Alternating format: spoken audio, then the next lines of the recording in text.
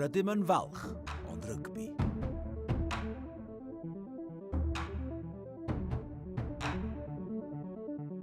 Rydym yn falch o'n iaith.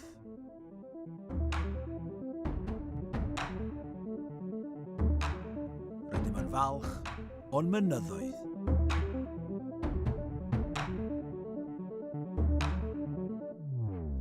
Ac rydym yn falch o'n hynny.